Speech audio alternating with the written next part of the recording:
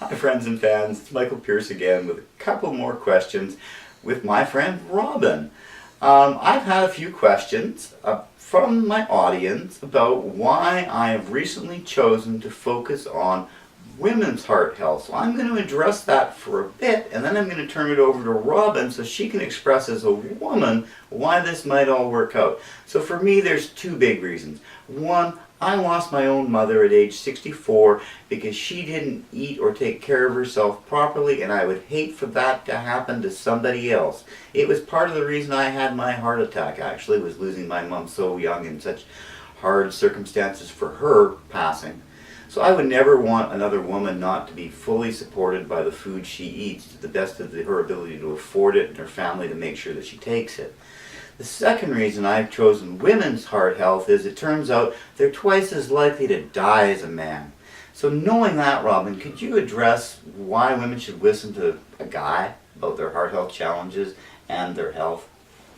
I'm not going to say that a woman should listen to a man for the sake of her heart health, but I am going to say that there are some men who have actually learned the value of making changes. And you, Michael, are one of those people. I would not, under normal circumstances, look to a man for advice on any health issue. Because as women, we are more naturally nurturing and caring, and we do more research, we ask more questions. We're not afraid to ask a question and admit that we don't know something.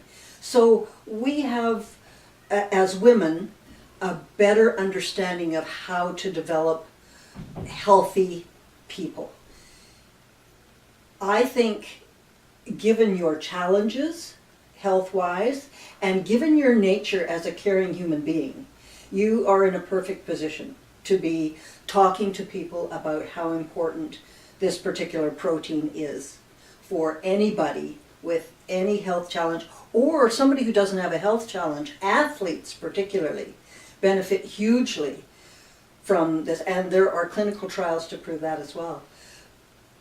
Just to get back to the topic, I think as a general rule, a woman is a better person to take charge of somebody's health issues, but we are woefully neglectful of our own.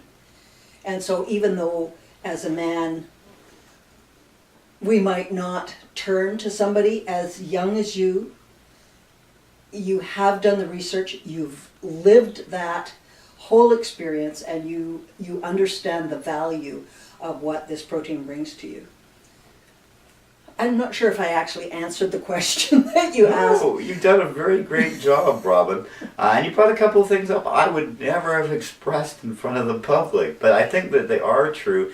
And I think part of the reason we get along so well is, unlike most men, I'm not hung up on the whole macho posturing thing. I don't have to be right about everything. But when I'm right, don't argue with me. You'll lose every time. I think you're absolutely right, Michael, and I would certainly never argue with you on any issue that you had researched. But I will stand firm on my experience and the experience of a lot of hundreds and hundreds of other people that this particular protein makes a difference in your life. Great. Thank you, Robin. Maybe as a wrap-up to all this, I don't think I've shared it with anybody, but my audience knows I've been taking Immunical for 6 years. How long have you been taking this wonderful protein on a daily basis?